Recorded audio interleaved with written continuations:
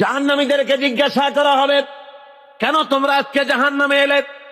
তারা বলবে, আমরা নামাজ আদায় করতাম না, আর আমরা ফকির মিসকিনদেরকে খেতে দিতাম না, এই কারণে জাহান্নামে এসেছি। এই আয়াত দ্বারা প্রমাণ হলো জাহান্নামে মানুষ যত কারণে যাবে তার মধ্যে দুইটা কারণ হলো বড়। একটি হলো নামাজ আদায় না করার, 2 নম্বর হলো এতিম মিসকিন গরিবদেরকে খেতে না দেওয়া। যদি এভাবে করা হয় এ কারণে আল্লাহ তাদের জাহান্নামে দিবেন। আল্লাহ রাব্বুল আলামিন বলেন, হে নবী আপনি কি দেখেছেন ওই ব্যক্তিকে যে পরকালকে অস্বীকার করেছে, দিনকে অস্বীকার করেছে? পরকাল আর দিনকে অস্বীকার করেছে কারা? যারা নাকি এতিমকে গলায় ধাক্কা দিয়েছে আর মিসকিনকে খেতে দেয়নি। এতিমের গলায় ধাক্কা মারা আর মিসকিনকে খেতে না দেওয়া পরকালকে অস্বীকার করার শামিল। জোরে বলেন সুবহানাল্লাহ।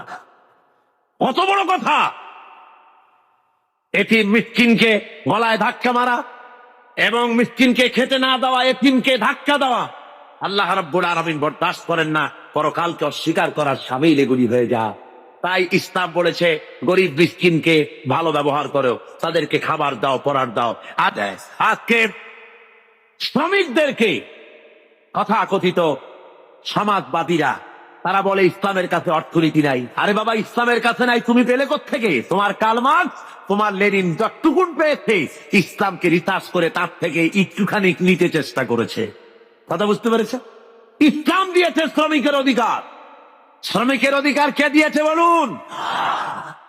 শ্রমিককে হিংসা করা নিষেধ, ঘৃণা করা নিষেধ। যেহেতু শ্রমিককে আল্লাহ রাব্বুল আলামিনের হাবিব বলেছেন আল কাতিবু হাবিবুল্লাহ, যারা সহজে উপার্জন করে তারা হলো আল্লাহর বন্ধু। জোরে বলেন সুবহানাল্লাহ। যারা সহজে উপার্জন করে, যারা কাজ করে খায়, তাদের মতো ভালো ইনকাম, হালাল রুজি আর কার হতে পারে? আল্লাহ রাব্বুল আলামিনের হাবিব শ্রমিকদের অধিকার সম্পর্কে, শ্রমিক আর মালিকের সম্পর্কে বলেছেন, মালিক আর শ্রমিকের মধ্যে সম্পর্ক যেটা হবে সেটা গোলাম আর মনিবের সম্পর্ক হবে না, সে সম্পর্ক হবে ভাই ভাই।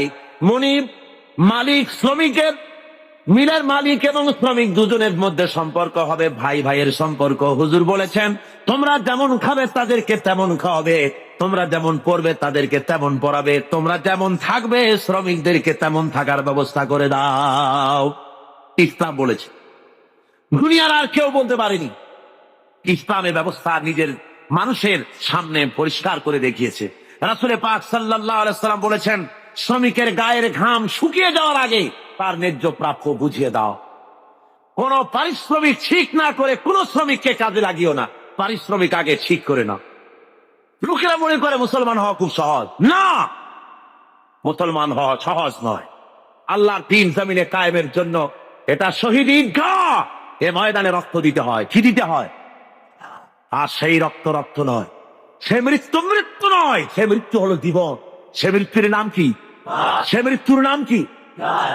আল্লাহ রাব্বুল আলামিন শাহাদাতের মওতকে এত বড় বরকতপূর্ণ, মর্যাদাপূর্ণ করেছেন। শহীদি মওত যদি কারো নসিব হয়ে যায় তাহলে সে মওত পিঁপড়ায় কাটা যন্ত্রণার চাইতে আর বেশি কিছু হয় না।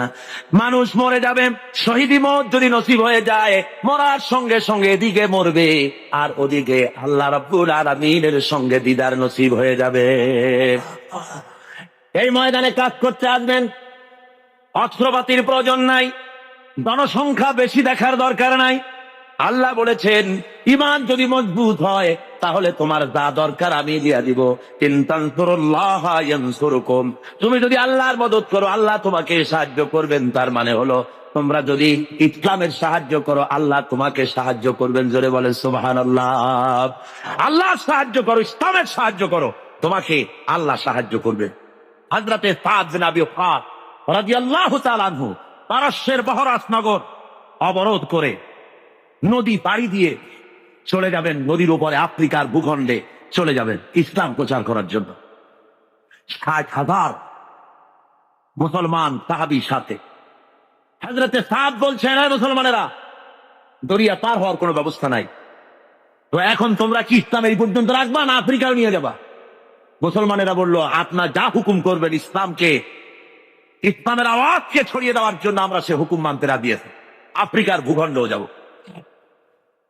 হযরতে সাদ বলেন, তোমরা আমার সঙ্গে তাহলে পড়ো, নাস্তাঈনু বিল্লাহি ওয়া নাতাওয়াক্কালু আলাইহি, হাসবুনাল্লাহ নি'মাল ওয়াকিল, নি'মাল মাওলা ওয়া নি'মান নাসীর।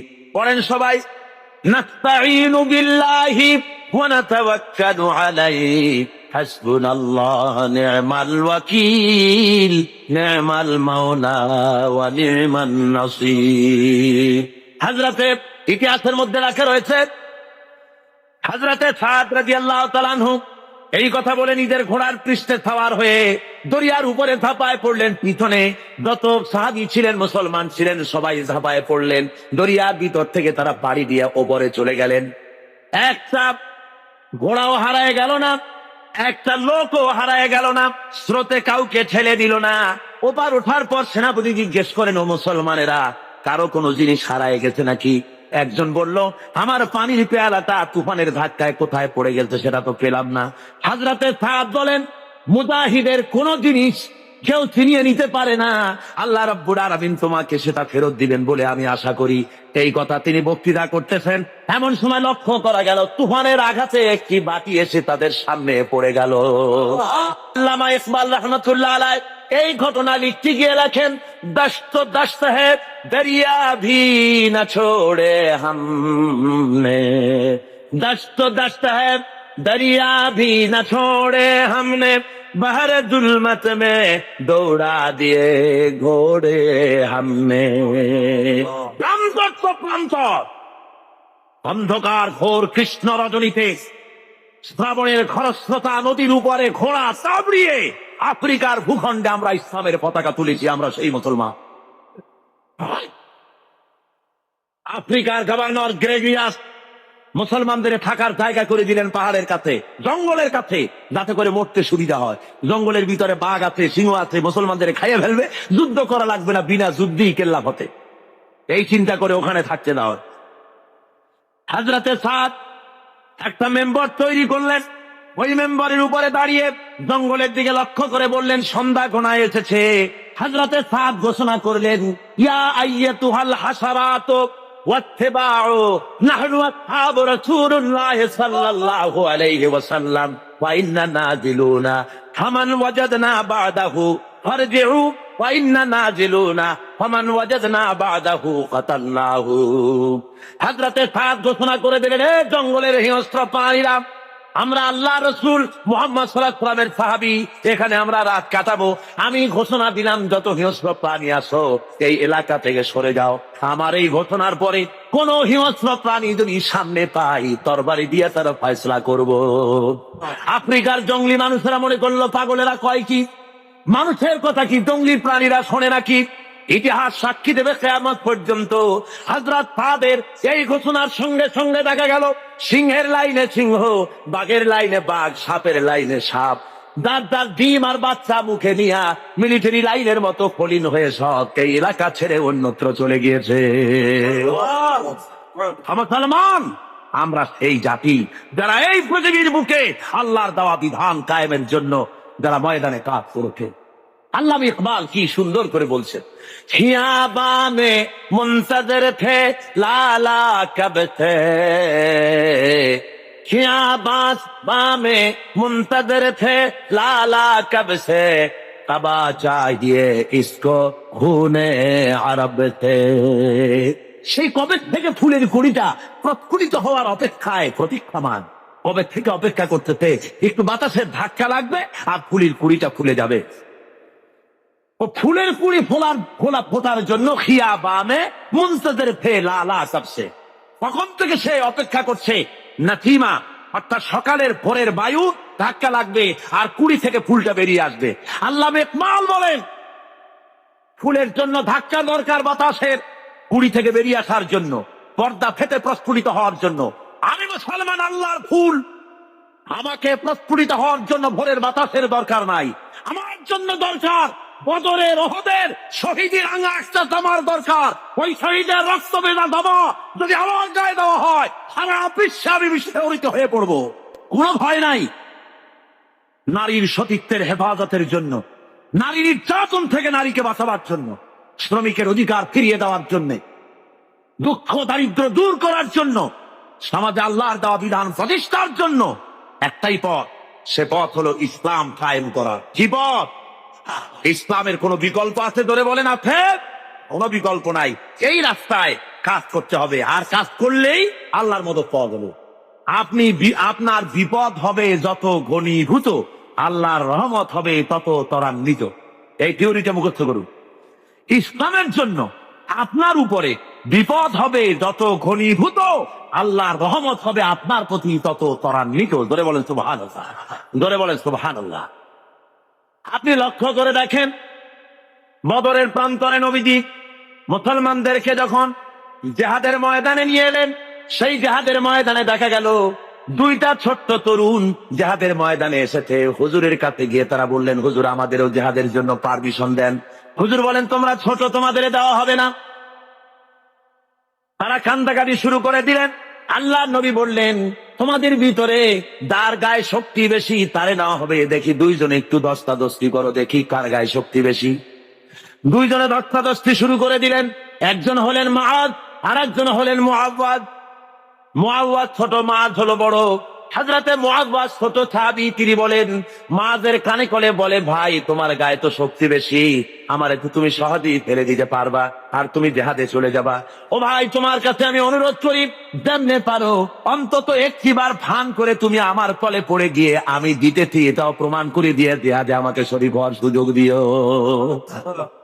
রাসূল পাক সাল্লাল্লাহু আলাইহি ওয়াসাল্লাম এই দৃশ্য দেখে হুজুরের চোখের কোনায় পানি এসে গেল। আহা, ইসলামের জন্য এই তরুণ ময়দানে এসেছে। পারমিশন হুজুর দিয়ে দিলে, লড়তে নেমেছেন ময়দানে। আমিয়া বাতিলকে দুনিয়া থেকে মিটিয়ে দেওয়ার জন্য কামান বন্দুক দরকার না, ইমানই শক্তি দরকার। কিসের শক্তি দরকার? ইমানই শক্তি। হযরতে মুআওয়াজ সিংহ শাবকের মতো ঝাঁপিয়ে পড়েছেন। হযরত আব্দুর রহমান বিন আওফ রাদিয়াল্লাহু তাআলা আনহু, তিনি বলেন, দুটো যুবক তরুণ ছেলে দেখে আমি আশ্চর্য হলাম।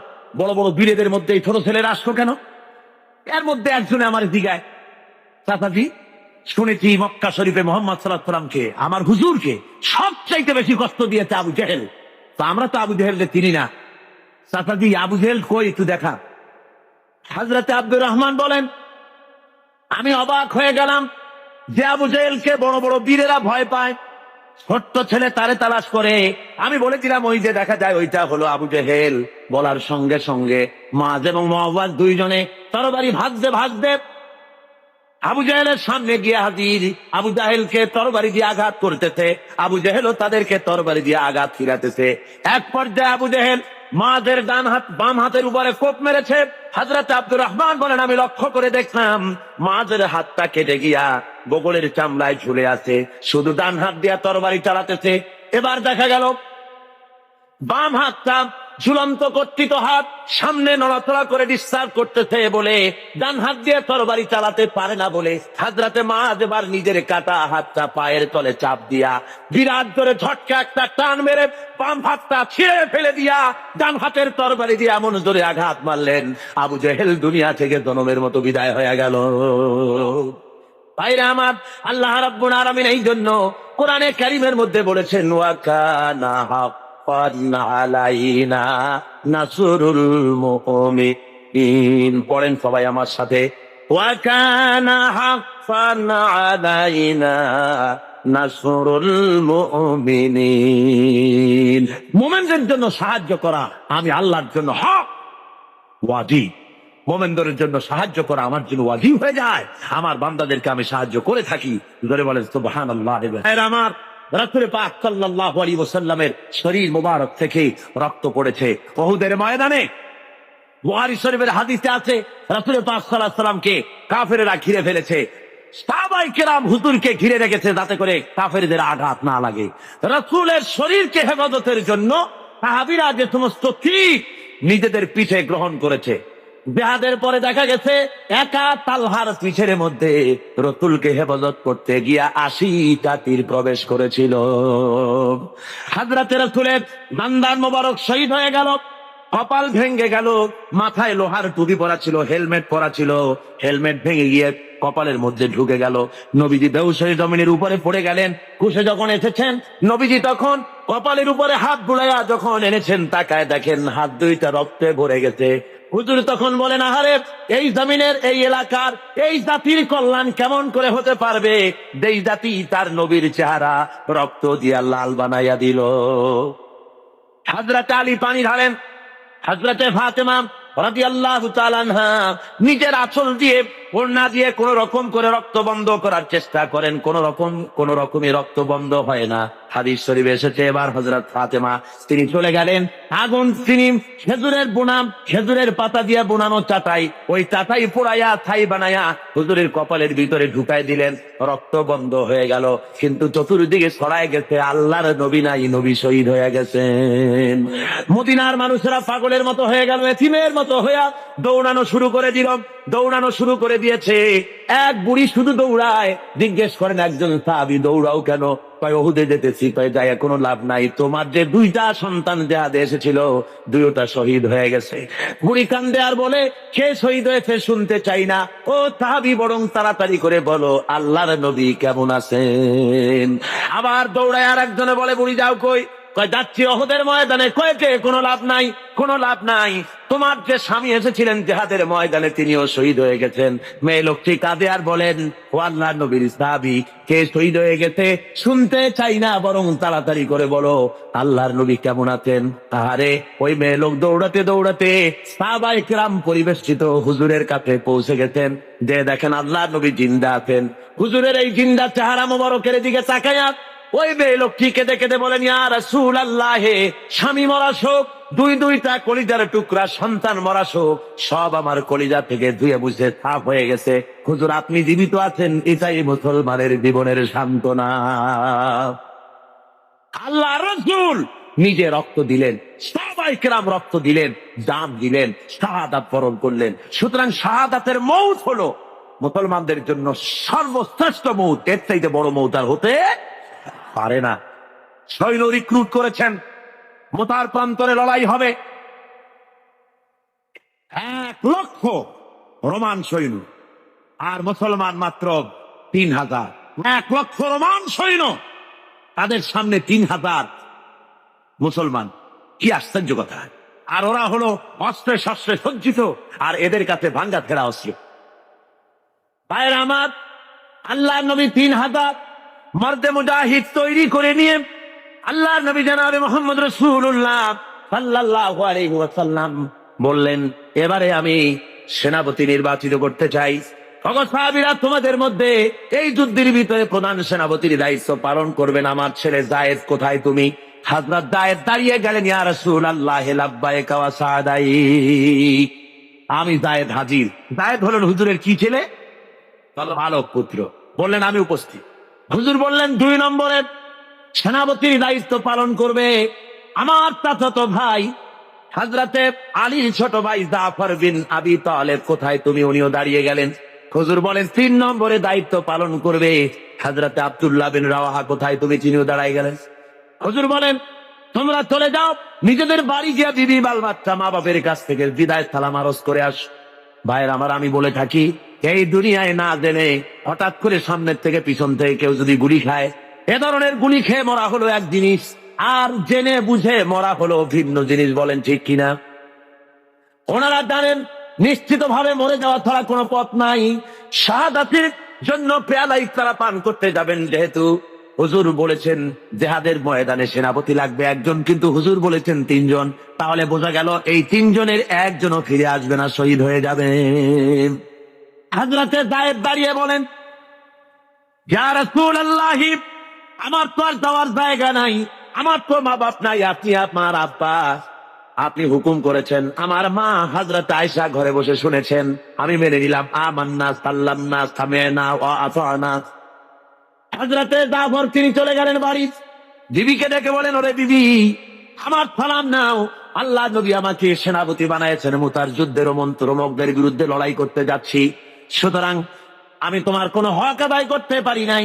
স্বামী স্ত্রী হিসাবে ঘর গৃহবাস করতে গিয়ে কোনো হক যদি তোমার নষ্ট করে থাকি, আল্লাহর হচ্ছে তুমি আমারে মাফ করে দিও। স্ত্রী বলেন, ওগো আমার স্বামী, আল্লাহ নবী অর্ডার করেছেন, সে পথ থেকে ফিরবার কোনো ক্ষমতা আমার নাই, আমি বরং আল্লাহর কাছে দোয়া করি, রব্বুল আলামিন আমার স্বামী জিহাদের ময়দানে যেতেছে, আমার স্বামীকে দেহাদিরি গাজী বানাই আমার কাছে আবার ফিরাইয়া দিও। হযরতে জাফর তরবারির উল্টা পিঠ দিয়া স্ত্রীর হাতের উপরে মৃদু আঘাত করলেন, বললেন, বিবি রে, উল্টা দোয়া করো না, তোমার উল্টা দোয়া আল্লাহ রাব্বুল আলামিন কবুল করবেন না। যেহেতু নবীজি আমার নাম মাঝখানে বলেছেন, আমার আগেও একজন আছেন, পরেও একজন আছেন, আজকের তোমার সাথে এই মুহূর্তে জীবনের আমার শেষ দেখা, আর কোনোদিন তোমার সাথে দেখা হবে না। তোমাকে সালাম দিয়ে যেতেছি, আমার বাচ্চা রইলো, আমার বাচ্চাগুলারে দেখো, ওদেরকেও আমার এই রাস্তায় তুমি বানাইও। হযরতে জাফর রওনা করলেন। বিবি তড়পাচ্ছে, কাটা কবুতরের মতো বিবি ছটফট করে, আর পিছনে কলিজার টুকরা সন্তানগুলি আব্বা আব্বা বলে পিছনে পিছনে দৌড়ায়। মর্দে মুজাহিদ জাফর পিছনে একবারও তাকায় দেখতেন না, কে কান্দে কে দৌড়ায়। হযরতে আব্দুল্লাহ বিন রাওয়াহা তিনি চলে গেলেন নিজের বাড়ি। ওই দিন ছিল তার বাসর সজ্জা, ওই দিন ছিল তার ফুল সজ্জার রাত, নতুন বিবাহ করেছে, বাসর সজ্জা হবে। ঘরে গিয়ে শোনে বিবি কোরআন তেলাওয়াত করতেছে। হযরতে জাফর বলেন, বিবি রে, আমার সালাম গ্রহণ করো। হযরতে আব্দুল্লাহ বলেন, ও বিবি, আমার সালাম গ্রহণ করো, তুমি কোরআন তেলাওয়াত একটু সময়ের জন্য বন্ধ করো। তোমার সঙ্গে বিয়ে হয়েছে, কিন্তু আমি তোমার কোনো হক আদায় করতে পারি নাই, আমাকে তুমি আল্লাহর হস্তে মাফ করে দিও। নবীজি আমাকে সেনাপতি বানাইছেন জিহাদের ময়দানের জন্য, আমি চললাম জিহাদের মাঝে। বিবি বলে, স্বামী, তুমি জানো আমি এই মদিনার এক সুন্দরী রমণী, আমিও জানি তুমি এই মদিনার সুন্দর সুপুরুষ, কিন্তু একবারও একটু দেখতে পারলাম না প্রাণ ভরিয়া। একটুখানি ঘরের মধ্যে আসো, তোমার চেহারাটা জীবনের মতো একবার দেখে নিই। স্বামী বলে, আমি ঘরের মধ্যে ঢুকবো না, ঘরের মধ্যে ঢুকলে পরে তোমার প্রতি আমার প্রেমের আকর্ষণ বাড়বে, ভালোবাসা বাড়বে। বিবি বলে, আল্লাহর কসম, প্রেম নিবেদন করব না। ঘরের মধ্যে ঢুকলে পরে শুধু একটিবারের জন্য আমি চেহারাটা দেখে রাখবো, যাতে করে কিয়ামতের দিন আল্লাহর দরবারে অগণিত মানুষের মাঝে তোমারে আমি স্বামী বলে যেন গ্রহণ করে নিতে পারি। হযরতে আব্দুল্লাহ বলেন, ওগো প্রাণের স্ত্রী, যদি তাই হয় সেজন্য আমাকে দেখার কোনো দরকার নাই। আমি শহীদ হওয়ার পর যদি তুমি ধৈর্য ধারণ করে থাকো, তাহলে আল্লাহ রাব্বুল আলামিন কিয়ামতের ময়দানে তোমাকে আমাকে স্বামী স্ত্রী হিসাবে পরিচয় করাইয়া দিবেন। তিনজন চলে গেলেন, 3000 সৈন্য নিয়ে চলে গেলেন তারা মোতার প্রান্তরে। 1,00,000 রোমান সৈন্যদের বিরুদ্ধে লড়া হলো। লড়তে লড়তে ময়দানে দেখা গেল মুসলমানেরা, হযরত যায়েদ মুসলমানদের ভিতর থেকে শাহাদাত বরণ করলেন, অনেক কাফের মারা গেল। এবার হযরতে জাফর ঝান্ডা হাতে নিয়ে সামনে অগ্রসর হতেছেন। কাফেরেরা হযরত জাফরকে ঘিরে ফেলেছে। হযরতে জাফরের বাম হাতে কোপ মেরেছে, হযরত জাফর ডান হাতে ঝান্ডা নিলেন, ডান হাতে কোপ মেরেছে। এবার দুটো হাত ঝুলে পড়লো, কাটা দুইটা হাত দিয়া ইসলামের ঝান্ডা বুকের সাথে জড়াইয়া ধরিয়া পাশের সাহাবীকে দেখে বলে, আল্লাহর নবীর সাহাবী, নবীজিকে আমার বিদায় সালাম বলে দিও, আর নবীকে বলে দিও, আল্লাহ নবীর হুকুম মোতাবেক ইসলামের পতাকা যতক্ষণ পর্যন্ত শরীরের মধ্যে রুহু ছিল, আমি পতাকা মাটিতে পড়তে দেই নাই। আমার মনে হয় আমি শহীদ হয়ে যাব, যেহেতু আমার নাকের মধ্যে এখন আমি আল্লাহ পাকের জান্নাতের সুঘ্রাণ পেতেছি।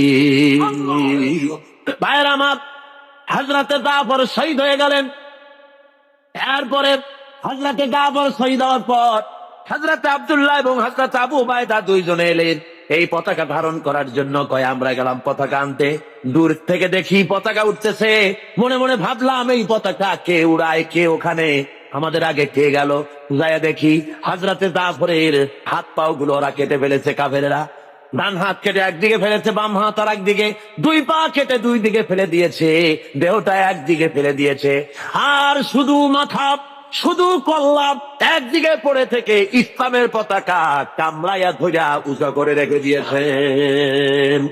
ভাইরা আমার, হযরতে আবু উবাইদা বলেন, আমি হযরতে জাফরের মাথা, পা, হাত এবং দেহ সব এক জায়গায় করে পায়ের তালু থেকে শুরু করে পেশানি পর্যন্ত চুমা খাইলাম, কাপনের কাপড় পরাইয়া দাফন করে দিলাম, রক্ত মাখা শরীর নিয়া। যেহেতু যারা শহীদ হয়ে যায় তাদেরকে গোসল করানো হয় না। হমিয়া শহীদ হওয়া বড় সোজা ব্যাপার না, কঠিন ব্যাপার।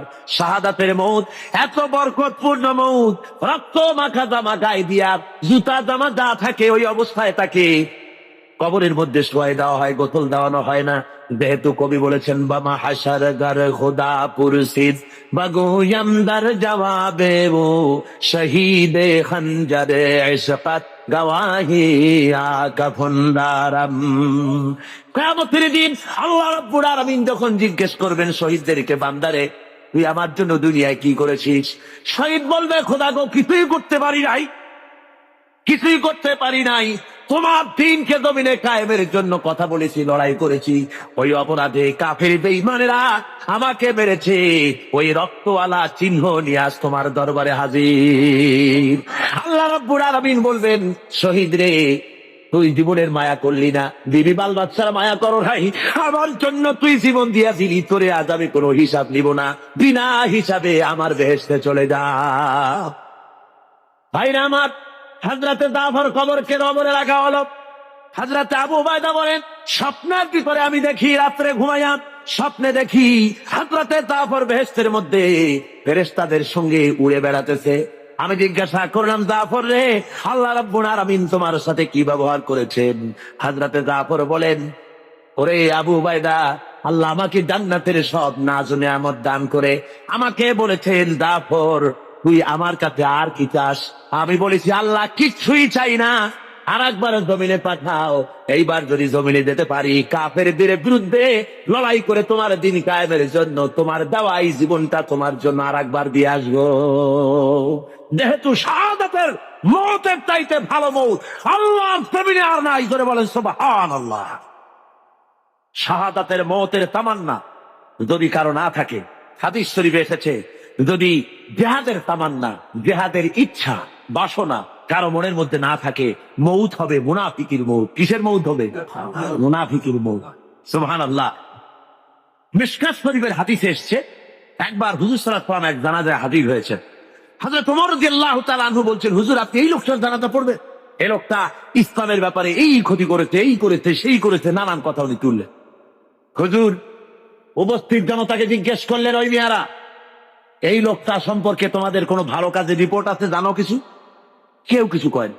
একজনে দাঁড়ায় কয়, হুজুর আমার কাছে একটা রিপোর্ট আছে। কি?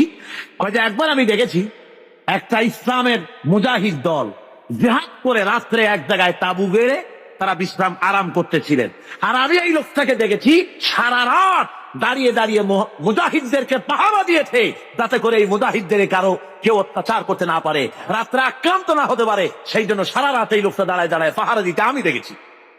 হুজুর জানাজা পড়লেন, মিশকাত শরীফের হাদিস। হুজুর জানাজা নিজে পড়লেন, জানাজা পড়ে কবরের মধ্যে রেখে আল্লাহর নবী বলেন, ও কবরওয়ালা, তোমার সাথীরা তোমাকে বলে জাহান্নামী, আর আমি নবী মুহাম্মদ রাসূলুল্লাহ সাল্লাল্লাহু আলাইহি ওয়াসাল্লাম সাক্ষী দিতেছি, বেশক তুমি আল্লাহর জান্নাতি। সুবহানাল্লাহ, সুবহানাল্লাহ। হুজুর বলেন, ওমর, মানুষের শুধু বাহ্যিক দেখতেই দেখো না, তার অন্তরের আবেগ মহব্বতের দিকটাও দেখো, যত্নটাও দেখো। ধরে বলেন সুবহানাল্লাহ।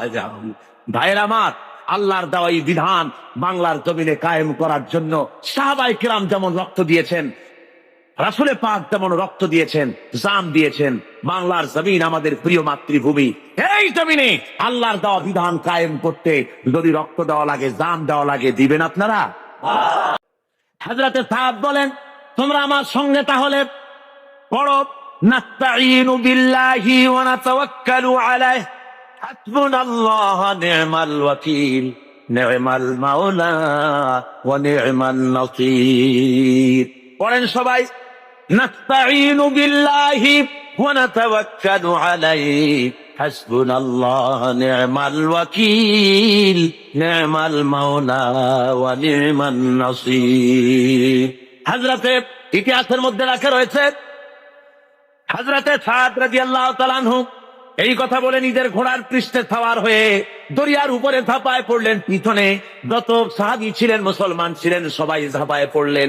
দরিয়ার ভিতর থেকে তারা পাড়ি দিয়ে ওপরে চলে গেলেন। একটা ঘোড়াও হারায় গেল না, একটা লোকও হারায় গেল না, স্রোতে কাউকে ঠেলে দিল না। ওপার ওঠার পর সেনাপতি জিজ্ঞেস করেন, ও মুসলমানেরা, কারো কোনো জিনিস হারায় গেছে নাকি? একজন বলল, আমার পানির পেয়ালাটা তুফানের ধাক্কায় কোথায় পড়ে গেছে সেটা তো পেলাম না। হযরতে সাদ বলেন, মুজাহিদের কোন জিনিস কেউ ছিনিয়ে নিতে পারে না। আল্লাহ রাব্বুল আলামিন তোমাকে সেটা ফেরত দিবেন বলে আমি আশা করি। এই কথা তিনি বক্তৃতা করতেছেন, এমন সময় লক্ষ্য করা গেল তুফানের আঘাতে একটি বাটি এসে তাদের সামনে পড়ে গেল। আল্লামা ইকবাল রহমতুল্লাহ আলাইহি এই ঘটনা লিখতে গিয়ে লেখেন, দশত দশত है दरिया भी न छोड़े हमने, दशत दशत है दरिया भी न छोड़े हमने, बहर जुल्मत में दौड़ा दिए घोड़े हमने। প্রান্তর তো প্রান্তর, অন্ধকার ঘোর কৃষ্ণ রজনীতে শ্রাবণের খরস্রোতা নদীর উপরে ঘোড়া চাবড়িয়ে আফ্রিকার ভূখণ্ডে আমরা ইসলামের পতাকা তুলেছি। আমরা সেই মুসলমান। আফ্রিকার গভর্নর গ্রেগরিয়াস মুসলমানদের থাকার জায়গা করে দিলেন পাহাড়ের কাছে, জঙ্গলের কাছে, যাতে করে মরতে সুবিধা হয়। জঙ্গলের ভিতরে বাঘ আছে, সিংহ আছে, মুসলমানদের খাইয়ে ফেলবে, যুদ্ধ করা লাগবে না, বিনা যুদ্ধেই কেল্লা হতে। এই চিন্তা করে ওখানে থাকতে দেওয়া। হযরতে সাদ একটা মেম্বার তৈরি করলেন, ওই মেম্বারের উপরে দাঁড়িয়ে জঙ্গলের দিকে লক্ষ্য করে বললেন, সন্ধ্যা ঘনায় এসেছে। হযরতে সাদ ঘোষণা করলেন, ইয়া আইয়াতুহাল হাসারাত ওয়াত্তিবাউ নাহনু আসহাবু রাসূলুল্লাহ সাল্লাল্লাহু আলাইহি ওয়াসাল্লাম ওয়া ইন্না নাজিলুনা ফামান ওয়াজাদনা বাদাহু ফারজিউ ওয়া ইন্না নাজিলুনা ফামান ওয়াজাদনা বাদাহু কাতালনাহু। হযরতে সাদ ঘোষণা করে দিলেন, হে জঙ্গলের হিংস্র প্রাণীরা, আমরা আল্লাহ রসুল মুহাম্মদ সাল্লাল্লাহু আলাইহি ওয়াসাল্লামের সাহাবী, এখানে আমরা রাত কাটাবো। আমি ঘোষণা দিলাম, যত হিংস্র প্রাণী আসো এই এলাকা থেকে সরে যাও। আমার এই ঘোষণার পরে কোন হিংস্র প্রাণী যদি সামনে পাই, তরবারি দিয়ে তার ফয়সালা করব। আফ্রিকার জঙ্গলি মানুষেরা মনে করলো পাগলেরা কয় কি, মানুষের কথা কি জঙ্গলি প্রাণীরা শোনে নাকি? ইতিহাস সাক্ষী দেবে কিয়ামত পর্যন্ত। হযরত সাদের এই ঘোষণার সঙ্গে সঙ্গে দেখা গেল সিংহের লাইনে সিংহ, বাঘের লাইনে বাঘ, সাপের লাইনে সাপ, দাঁত দাঁত ডিম আর বাচ্চা মুখে নিয়া মিলিটারি লাইনের মতো ফলিন হয়ে সব এই এলাকা ছেড়ে অন্যত্র চলে গিয়েছে। মুসলমান আমরা সেই জাতি যারা এই পৃথিবীর বুকে আল্লাহর দেওয়া বিধান কায়েমের জন্য যারা ময়দানে কাজ করেছে। আল্লামা ইকবাল কি সুন্দর করে বলছেন, খিয়াবা মে মুনতাজির থে লালা কব থে, খিয়াবা মে মুনতাজির থে লালা কব সে, কবা চাহিয়ে ইসকো খুনে আরব থে। সেই কবে থেকে ফুলের কুড়িটা প্রস্ফুটিত হওয়ার অপেক্ষায় প্রতীক্ষামান, কবে থেকে অপেক্ষা করতেছে একটু বাতাসের ধাক্কা লাগবে আর ফুলের কুড়িটা ফুলে যাবে। ও ফুলের কুড়ি ফোটার জন্য খিয়াবামে মুনতাজির থে লালা কবসে, কখন থেকে সে অপেক্ষা করছে নাসিমা, অর্থাৎ সকালের ভোরের বায়ু ধাক্কা লাগবে আর কুড়ি থেকে ফুলটা বেরিয়ে আসবে। আল্লামা ইকবাল বলেন, ফুলের জন্য ধাক্কা দরকার, বাতাসের কুড়ি থেকে বেরিয়ে আসার জন্য, পর্দা ফেটে প্রস্ফুটিত হওয়ার জন্য। আমি মুসলমান, আল্লাহর ফুল, আমাকে প্রস্ফুটিত হওয়ার জন্য ভোরের বাতাসের দরকার নাই। আমার জন্য দরকার বদরের, ওহদের শহীদের রাঙা একটা জামার দরকার। ওই শহীদের রক্ত বেদা জামা যদি আমার গায়ে দেওয়া হয়, সারা বিশ্বে আমি বিস্ফোরিত হয়ে পড়বো। কোনো ভয় নাই। নারীর সতীত্বের হেফাজতের জন্য, নারীর নির্যাতন থেকে নারীকে বাঁচাবার জন্য, শ্রমিকের অধিকার ফিরিয়ে দেওয়ার জন্য, দুঃখ দারিদ্র দূর করার জন্য, সমাজে আল্লাহর দেওয়া বিধান প্রতিষ্ঠার জন্য একটাই পথ, সে পথ হলো ইসলাম কায়েম করার। কি পথ? ইসলামের কোন বিকল্প আছে? ধরে বলেন আছে? কোন বিকল্প নাই। এই রাস্তায় কাজ করতে হবে, আর কাজ করলেই আল্লাহর মতো পথ হলো। আপনার বিপদ হবে যত ঘনীভূত, আল্লাহর রহমত হবে তত ত্বরান্বিত। এই থিওরিটা মুখস্থ করুন। ইসলামের জন্য আপনার উপরে বিপদ হবে যত ঘনীভূত, আল্লাহর রহমত হবে আপনার প্রতি তত ত্বরান্বিত। ধরে বলেন সুবহানাল্লাহ, ধরে বলেন সুবহানাল্লাহ। আপনি লক্ষ্য করে দেখেন, বদরের প্রান্তরে নবীজি মুসলমানদেরকে যখন জিহাদের ময়দানে নিয়ে এলেন, সেই জিহাদের ময়দানে দেখা গেল দুইটা ছোট্ট তরুণ জিহাদের ময়দানে এসেছে। হুজুরের কাছে গিয়ে তারা বললেন, হুজুর আমাদেরও জিহাদের জন্য পারমিশন দেন। হুজুর বলেন, তোমরা ছোট, তোমাদের দেওয়া হবে না। তারা কান্দাকাটি শুরু করে দিলেন। আল্লাহ নবী বললেন, তোমাদের ভিতরে যার গায়ে শক্তি বেশি তারে নেওয়া হবে। দেখি দুইজনে একটু দস্তাদস্তি করো, দেখি কার গায়ে শক্তি বেশি। দুইজনে দস্তাদস্তি শুরু করে দিলেন। একজন হলেন মুআদ, আর একজন হলেন মুআওয়াজ। মুআওয়াজ ছোট, মুআদ হলো বড়। হযরতে মুআওয়াজ ছোট সাহাবী, তিনি বলেন, মুআদের কানে কলে বলে, ভাই তোমার গায়ে তো শক্তি বেশি, আমার একটু তুমি সহজেই ফেলে দিতে পারবা, আর তুমি জিহাদে চলে যাবা। ও ভাই, তোমার কাছে আমি অনুরোধ করি, যেমনে পারো অন্তত একটিবার ভান করে তুমি আমার কলে পড়ে গিয়ে আমি দিতেছি এটাও প্রমাণ করে দিয়ে জিহাদে আমাকে শরীক হওয়ার সুযোগ দিও। রাসূল পাক সাল্লাল্লাহু আলাইহি ওয়াসাল্লাম এই দৃশ্য দেখে হুজুরের চোখের কোনায় পানি এসে গেল। আহা, ইসলামের জন্য এই তরুণ ময়দানে এসেছে। পারমিশন হুজুর দিয়ে দিলে, লড়তে নেমেছেন ময়দানে। আমি বাতিলকে দুনিয়া থেকে মিটিয়ে দেওয়ার জন্য কামান বন্দুক দরকার না, ইমানই শক্তি দরকার। কিসের শক্তি দরকার? ইমানই শক্তি। হযরতে মুআওয়াজ সিংহ শাবকের মতো ঝাঁপিয়ে পড়েছেন। হযরত আব্দুর রহমান বিন আওফ রাদিয়াল্লাহু তাআলা আনহু, তিনি বলেন, দুটো যুবক তরুণ ছেলে দেখে আমি আশ্চর্য হলাম। বড় বড় বীরেদের মধ্যে এই ছোট ছেলেরা আসলো কেন? এর মধ্যে একজনে আমার দিগায়, চাচাজি শুনেছি মক্কা শরীফে মুহাম্মদ সাল্লাল্লাহু আলাইহি ওয়াসাল্লামকে, আমার হুজুরকে সবচাইতে বেশি কষ্ট দিয়েছে আবু জেহেল। তো আমরা তো আবু জেহেলকে চিনি না, চাচাজি আবু জেহেল কই একটু দেখা।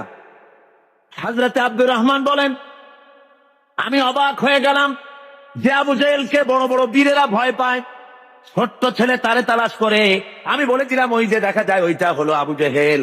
বলার সঙ্গে সঙ্গে মুআজ এবং মুআওয়াজ দুইজনে তরবারি ভাজতে ভাজতে আবু জেহেলের সামনে গিয়ে হাজির। আবু জাহেলকে তরবারি দিয়ে আঘাত করতেছে, আবু জেহেলও তাদেরকে তরবারি দিয়ে আঘাত ফিরাতেছে। এক পর্যায়ে আবু জেহেল মুআজের ডান হাত বাম হাতের উপরে কোপ মেরেছে। হযরত আব্দুর রহমান বলেন, আমি লক্ষ্য করে দেখলাম মুআজের হাতটা কেটে গিয়া বগলের চামড়ায় ঝুলে আছে, শুধু ডান হাত দিয়া তরবারি চালাতেছে। এবার দেখা গেল বাম হাতটা ঝুলন্ত কর্তৃত হাত সামনে নড়াচড়া করে ডিসচার্জ করতেছে বলে ডান হাত দিয়ে তরবারি চালাতে পারে না বলে হযরতে মুআজ এবার নিজের কাটা হাতটা পায়ের তলে চাপ দিয়া বিরাট ধরে ঝটকা একটা টান মেরে বাম হাতটা ছিঁড়ে ফেলে দিয়া ডান হাতের তরবারি দিয়ে এমন জোরে আঘাত মারলেন, আবু জেহেল দুনিয়া থেকে জনমের মতো বিদায় হয়ে গেল। ভাইরা আমার, আল্লাহ রাব্বুল আলামিন এই জন্য কোরআনে কারীমের মধ্যে বলেছেন, ওয়া কানা হাক্কান আলাইনা নাসরুল মুমিনিন। পড়েন সবাই আমার সাথে, ওয়া কানা হাক্কান আলাইনা নাসরুল মুমিনিন। মুমিনদের জন্য সাহায্য করা আমি আল্লাহর জন্য হক, ওয়াজিব। মোমেনদের জন্য সাহায্য করা আমার জন্য ওয়াজিব হয়ে যায়। আমার বান্দাদেরকে আমি সাহায্য করে থাকি।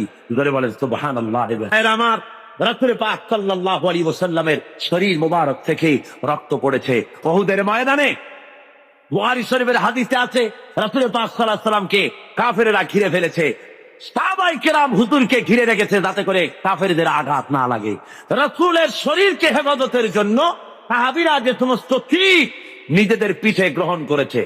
জিহাদের পরে দেখা গেছে একা তালহার পিছের মধ্যে রাসূলকে হেফাজত করতে গিয়া ৮০টা তীর প্রবেশ করেছিল। হযরতে রাসূলের দান্দান মোবারক শহীদ হয়ে গেল, কপাল ভেঙে গেল, মাথায় লোহার টুপি পরা ছিল, হেলমেট পরা ছিল, হেলমেট ভেঙে গিয়ে কপালের মধ্যে ঢুকে গেল। নবীজি বেহুশ হয়ে জমিনের উপরে পড়ে গেলেন। হুঁশে যখন এসেছেন নবীজি তখন কপালের উপরে হাত বুলাইয়া যখন এনেছেন, তাকায় দেখেন হাত দুইটা রক্তে ভরে গেছে। হুজুর তখন বলেন, আহারে, এই জমিনের এই এলাকার এই জাতির কল্যাণ কেমন করে হতে পারবে যেই জাতি তার নবীর চেহারা রক্ত দিয়া লাল বানাইয়া দিল। হযরত আলী পানি ঢালেন, হযরতে ফাতেমা রাদিয়াল্লাহু তাআলা আনহা নিজের আঁচল দিয়ে ওড়না দিয়ে কোন রকম করে রক্ত বন্ধ করার চেষ্টা করেন, কোন রকমই রক্ত বন্ধ হয় না। হাদিস শরীফে এসেছে, এবার হযরত ফাতেমা তিনি চলে গেলেন, আগুন তিনি খেজুরের পাতা দিয়ে বোনানো চাটাই, ওই চাটাই পোড়াইয়া ছাই বানায়া হুজুরের কপালের ভিতরে ঢুকাই দিলেন, রক্ত বন্ধ হয়ে গেল। কিন্তু চতুর্দিকে ছড়ায় গেছে আল্লাহর নবী নাই, নবী শহীদ হয়ে গেছেন। মদিনার মানুষেরা পাগলের মতো হয়ে গেল, এতিমের মতো হইয়া দৌড়ানো শুরু করে দিয়েছে। এক বুড়ি শুধু দৌড়ায়। জিজ্ঞেস করেন একজন সাহাবী, দৌড়াও কেন? কয় ওহুদে যেতেছি, কয় যায় কোনো লাভ নাই, তোমার যে দুইটা সন্তান জেহাদে এসেছিল দুইটা শহীদ হয়ে গেছে। বুড়ি কান্দে আর বলে কে শহীদ হয়েছে শুনতে চাই না, ও সাহাবী বরং তাড়াতাড়ি করে বলো আল্লাহর নবী কেমন আছেন। আবার দৌড়ায় আর একজনে বলে বুড়ি যাও কই, কয় যাচ্ছি ওহুদের ময়দানে। কয়েকে কোনো লাভ নাই, কোনো লাভ নাই, তোমার যে স্বামী এসেছিলেন জেহাদের ময়দানে তিনিও শহীদ হয়ে গেছেন। মেয়ে লোকটি কাঁদে আর বলেন ও আল্লাহর নবীর সাহাবী কে শহীদ হয়ে গেছে শুনতে চাই না, বরং তাড়াতাড়ি করে বলো আল্লাহর নবী কেমন আছেন। আরে ওই মেয়ে লোক দৌড়াতে দৌড়াতে সাহাবায়ে কেরাম পরিবেষ্টিত হুজুরের কাছে পৌঁছে গেছেন, যে দেখেন আল্লাহর নবী জিন্দা আছেন। হুজুরের এই জিন্দা চেহারা মোবারকের দিকে তাকায়া ওই মেয়ে লোকটি কেঁদে কেঁদে বলেন ইয়া রাসূলুল্লাহ, স্বামী মরা শোক, দুইটা কলিজার টুকরা সন্তান মরা শোক, সব আমার কলিজা থেকে ধুয়ে বুঝে সাফ হয়ে গেছে। হুজুর আপনি জীবিত আছেন, এটাই মুসলমানের জীবনের সান্ত্বনা। আল্লাহ রাসূল নিজে রক্ত দিলেন, সাহাবায়ে কেরাম রক্ত দিলেন, জান দিলেন, শাহাদাত বরণ করলেন। সুতরাং শাহাদাতের মউত হলো মুসলমানদের জন্য সর্বশ্রেষ্ঠ মউত, এর চাইতে বড় মউত আর হতে পারে না। সৈন্য রিক্রুট করেছেন, মোতার প্রান্তরে লড়াই হবে, 1,00,000 রোমান সৈন্য আর মুসলমান মাত্র 3,000। 1,00,000 রোমান সৈন্য, তাদের সামনে 3,000 মুসলমান, কি আশ্চর্য কথা। আর ওরা হলো অস্ত্রে শস্ত্রে সজ্জিত, আর এদের কাছে ভাঙ্গা ফেরা অস্ত্র। ভাইয়ের আমার, আল্লাহ নবী 3,000 মর্দে মুজাহিদ তৈরি করে নিয়ে আল্লাহ নবী জনাবে মুহাম্মদ রাসূলুল্লাহ সাল্লাল্লাহু আলাইহি ওয়াসাল্লাম বললেন এবারে আমি সেনাপতি নির্বাচিত করতে চাই। ওগো সাহাবীরা, তোমাদের মধ্যে এই যুদ্ধের ভিতরে প্রধান সেনাপতির দায়িত্ব পালন করবেন আমার ছেলে যায়েদ। কোথায় তুমি? হযরত যায়েদ দাঁড়িয়ে গেলেন, ইয়া রাসূলুল্লাহ লাব্বাইকা ওয়া সাদাইক। আমি যায়েদ হাজির। যায়েদ হলেন হুজুরের কি ছেলে? বালক পুত্র। বললেন আমি উপস্থিত। হুজুর বললেন 2 নম্বরে সেনাপতির দায়িত্ব পালন করবে আমার চাচাতো ভাই হযরতে আলীর ছোট ভাই জাফর বিন আবি তালেব। কোথায় তুমি? উনিও দাঁড়িয়ে গেলেন। হুজুর বলেন 3 নম্বরে দায়িত্ব পালন করবে হযরতে আব্দুল্লাহ বিন রাওয়াহা। কোথায় তুমি? তিনিও দাঁড়াই গেলেন। হুজুর বলেন তোমরা চলে যাও, নিজেদের বাড়ি গিয়ে বিবি বাল বাচ্চা মা বাপের কাছ থেকে বিদায় সালাম আরজ করে আস। ভাইয়ের আমার, আমি বলে থাকি এই দুনিয়ায় না জেনে হঠাৎ করে সামনের থেকে পিছন থেকে কেউ যদি গুলি খায়, এ ধরনের গুলি খেয়ে মরা হলো এক জিনিস, আর জেনে বুঝে মরা হলো ভিন্ন জিনিস। বলেন ঠিক কিনা? ওনারা জানেন নিশ্চিত ভাবে মরে যাওয়া ছাড়া কোনো পথ নাই। শাহাদাতের জন্য পেয়ালাই তারা পান করতে যাবেন, যেহেতু হুজুর বলেছেন জেহাদের ময়দানে সেনাপতি লাগবে একজন, কিন্তু হুজুর বলেছেন 3 জন। তাহলে বোঝা গেল এই 3 জনের একজনও ফিরে আসবে না, শহীদ হয়ে যাবে। হযরতে যায়েদ দাঁড়িয়ে বলেন ইয়া রাসূলুল্লাহ, আমার তো আর যাওয়ার জায়গা নাই, আমার তো মা বাপ নাই, আপনি আমার আব্বা, আপনি হুকুম করেছেন। আমার মা হযরত আয়েশা ঘরে বসে শুনেছেন, আমি মেনে নিলাম। আমান্না সাল্লামনা সামি'না ওয়া আতা'না। হযরতে জাফর তিনি চলে গেলেন বাড়ি। বিবিকে ডেকে বলেন ওরে বিবি, আমার সালাম নাও, আল্লাহ নবী আমাকে সেনাপতি বানাইছেন, মুতার যুদ্ধের মন্ত্রমুগ্ধের বিরুদ্ধে লড়াই করতে যাচ্ছি। সুতরাং আমি তোমার কোনো হক আদায় করতে পারি নাই। স্বামী স্ত্রী হিসাবে ঘর গৃহবাস করতে গিয়ে কোনো হক যদি তোমার নষ্ট করে থাকি, আল্লাহর হচ্ছে তুমি আমারে মাফ করে দিও। স্ত্রী বলেন ওগো আমার স্বামী, আল্লাহ নবী অর্ডার করেছেন, সে পথ থেকে ফিরবার কোনো ক্ষমতা আমার নাই। আমি বরং আল্লাহর কাছে দোয়া করি, রব্বুল আলামিন আমার স্বামী জেহাদের ময়দানে যেতেছে, আমার স্বামীকে জেহাদির গাজী বানাই আমার কাছে আবার ফিরাইয়া দিও। হযরতে জাফর তরবারির উল্টা পিঠ দিয়া স্ত্রীর হাতের উপরে মৃদু আঘাত করলেন, বললেন বিবি রে, উল্টা দোয়া করো না, তোমার উল্টা দোয়া আল্লাহ রাব্বুল আলামিন কবুল করবেন না। যেহেতু নবীজি আমার নাম মাঝখানে বলেছেন, আমার আগেও একজন আছেন পরেও একজন আছেন, আজকের তোমার সাথে এই মুহূর্তে জীবনের আমার শেষ দেখা, আর কোনোদিন তোমার সাথে দেখা হবে না। তোমাকে সালাম দিয়ে যেতেছি, আমার বাচ্চা রইলো, আমার বাচ্চাগুলারে দেখো, ওদেরকেও আমার এই রাস্তায় তুমি বানাইও। হযরতে জাফর রওনা করলেন। বিবি তড়পাচ্ছে, কাটা কবুতরের মতো বিবি ছটফট করে, আর পিছনে কলিজার টুকরা সন্তানগুলি আব্বা আব্বা বলে পিছনে পিছনে দৌড়ায়। মর্দে মুজাহিদ জাফর পিছনে একবারও তাকায় দেখতেন না কে কান্দে কে দৌড়ায়। হযরতে আব্দুল্লাহ বিন রাওয়াহা তিনি চলে গেলেন নিজের বাড়ি। ওই দিন ছিল তার বাসর সজ্জা, ওই দিন ছিল তার ফুল সজ্জার রাত, নতুন বিবাহ করেছে, বাসর সজ্জা হবে। ঘরে গিয়ে শোনে বিবি কোরআন তেলাওয়াত করতেছে। হযরতে জাফর বলেন, বিবি রে আমার সালাম গ্রহণ করো। হযরতে আব্দুল্লাহ বলেন, ও বিবি আমার সালাম গ্রহণ করো, তুমি কোরআন তেলাওয়াত একটু সময়ের জন্য বন্ধ করো। তোমার সঙ্গে বিয়ে হয়েছে কিন্তু আমি তোমার কোনো হক আদায় করতে পারি নাই, আমাকে তুমি আল্লাহর হস্তে মাফ করে দিও। নবীজি আমাকে সেনাপতি বানাইছেন জিহাদের ময়দানের জন্য, আমি চললাম জিহাদের মাঝে। বিবি বলে, স্বামী তুমি জানো আমি এই মদিনার এক সুন্দরী রমণী, আমিও জানি তুমি এই মদিনার সুন্দর সুপুরুষ, কিন্তু একবারও একটু দেখতে পারলাম না প্রাণ ভরিয়া। একটুখানি ঘরের মধ্যে আসো, তোমার চেহারাটা জীবনের মতো একবার দেখে নিই। স্বামী বলে, আমি ঘরের মধ্যে ঢুকবো না, ঘরের মধ্যে ঢুকলে পরে তোমার প্রতি আমার প্রেমের আকর্ষণ বাড়বে, ভালোবাসা বাড়বে। বিবি বলে, আল্লাহর কসম প্রেম নিবেদন করব না, ঘরের মধ্যে ঢুকলে পরে শুধু একটিবারের জন্য আমি চেহারাটা দেখে রাখবো, যাতে করে কিয়ামতের দিন আল্লাহর দরবারে অগণিত মানুষের মাঝে তোমারে আমি স্বামী বলে যেন গ্রহণ করে নিতে পারি। হযরতে আব্দুল্লাহ বলেন, ওগো প্রাণের স্ত্রী, যদি তাই হয় সেজন্য আমাকে দেখার কোনো দরকার নাই। আমি শহীদ হওয়ার পর যদি তুমি ধৈর্য ধারণ করে থাকো, তাহলে আল্লাহ রাব্বুল আলামিন কিয়ামতের ময়দানে তোমাকে আমাকে স্বামী স্ত্রী হিসাবে পরিচয় করাইয়া দিবেন।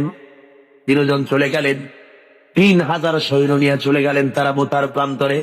1 লক্ষ রোমান সৈন্যদের বিরুদ্ধে লড়া হলো। লড়তে লড়তে ময়দানে দেখা গেল মুসলমানেরা, হযরত যায়েদ মুসলমানদের ভিতর থেকে শাহাদাত বরণ করলেন, অনেক কাফের মারা গেল। এবার হযরতে জাফর ঝান্ডা হাতে নিয়ে সামনে অগ্রসর হতেছেন। কাফেরেরা হযরত জাফরকে ঘিরে ফেলেছে। হযরতে জাফরের বাম হাতে কোপ মেরেছে, হযরত জাফর ডান হাতে ঝান্ডা নিলেন, ডান হাতে কোপ মেরেছে। এবার দুটো হাত ঝুলে পড়লো, কাটা দুইটা হাত দিয়া ইসলামের ঝান্ডা বুকের সাথে জড়াইয়া ধরিয়া পাশের সাহাবীকে দেখে বলে, আল্লাহর নবীর সাহাবী, নবীজিকে আমার বিদায় সালাম বলে দিও, আর নবীকে বলে দিও আল্লাহ নবীর হুকুম মোতাবেক ইসলামের পতাকা যতক্ষণ পর্যন্ত শরীরের মধ্যে রুহু ছিল আমি পতাকা মাটিতে পড়তে দেই নাই। আমার মনে হয় আমি শহীদ হয়ে যাব, যেহেতু আমার নাকের মধ্যে এখন আমি আল্লাহ পাকের জান্নাতের সুঘ্রাণ পেতেছি। ভাইয়ের আমার, হযরতে জাফর শহীদ হয়ে গেলেন। এরপরে হযরতে জাফর শহীদ হওয়ার পর হযরতে আব্দুল্লাহ এবং হযরতে আবু উবাইদা দুইজনে এলেন এই পতাকা ধারণ করার জন্য। কয় আমরা গেলাম পতাকা আনতে, দূর থেকে দেখি পতাকা উঠতেছে, মনে মনে ভাবলাম এই পতাকা কে উড়ায়, কে ওখানে, আমাদের আগে কে গেল। যাইয়া দেখি হযরতে জাফরের হাত পাও গুলো ওরা কেটে ফেলেছে কাফেরেরা। ডান হাত কেটে একদিকে ফেলেছে, বাম হাত আর একদিকে, 2 পা কেটে 2 দিকে ফেলে দিয়েছে, দেহটা একদিকে ফেলে দিয়েছে, আর শুধু মাথা শুধু কল্লা একদিকে পড়ে থেকে ইসলামের পতাকা কামড়াইয়া ধইরা উঁচা করে রেখে দিয়েছেন। ভাইরা আমার, হযরতে আবু উবাইদা বলেন, আমি হযরতে জাফরের মাথা, পা, হাত এবং দেহ সব এক জায়গায় করে পায়ের তালু থেকে শুরু করে পেশানি পর্যন্ত চুমা খাইলাম, কাপনের কাপড় পরাইয়া দাফন করে দিলাম, রক্ত মাখা শরীর নিয়া। যেহেতু যারা শহীদ হয়ে যায় তাদেরকে গোসল করানো হয় না। অমিয়া শহীদ হওয়া বড় সোজা ব্যাপার না, কঠিন ব্যাপার। শাহাদাতের মৌত এত বরকতপূর্ণ মৌত, রক্ত মাখা জামা গায়ে দিয়া, জুতা জামা যা থাকে ওই অবস্থায় তাকে কবরের মধ্যে শোয়াই দেওয়া হয়, গোসল দেওয়ানো হয় না। যেহেতু কবি বলেছেন, বামা হাসার গার খোদা পুরসিদ বাগুয়াম দার জবাবে ও শহীদে খঞ্জরে ইশকাত গওয়াহি আকাফুন্দারাম। কিয়ামতের দিন আল্লাহ রাব্বুল আলামিন যখন জিজ্ঞেস করবেন শহীদদেরকে, বান্দারে তুই আমার জন্য দুনিয়ায় কি করেছিস? শহীদ বলবে, খোদা গো কিছুই করতে পারি নাই, কিছুই করতে পারি নাই, তোমার দিনকে জমিনে কায়েমের জন্য কথা বলেছি, লড়াই করেছি, ওই অপরাধে কাফের বেঈমানেরা আমাকে মেরেছে, ওই রক্তওয়ালা চিহ্ন নিয়ে আজ তোমার দরবারে হাজির। আল্লাহ রাব্বুল আলামিন বলবেন, শহীদ রে তুই জীবনের মায়া করলি না, বিবি বাল বাচ্চার মায়া করো নাই, আমার জন্য তুই জীবন দিয়াছিলি, তোরে আজ আমি কোনো হিসাব নিব না, বিনা হিসাবে আমার বেহেশতে চলে যা। ভাইরা আমার, হযরতে জাফর কবরকে কবরে রাখা হলো।